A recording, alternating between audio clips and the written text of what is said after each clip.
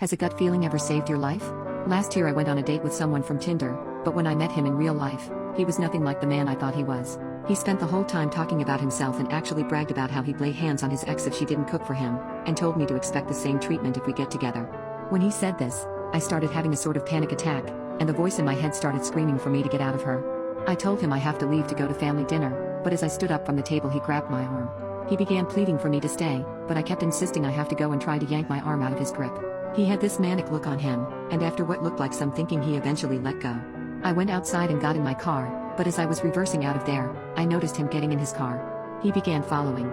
I panicked and called my mom, who told me to go over to her place and that she's calling the cops.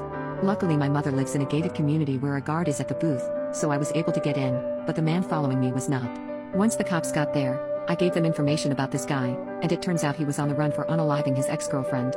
He was stupid enough to tell me his real name when we met in person, and it was a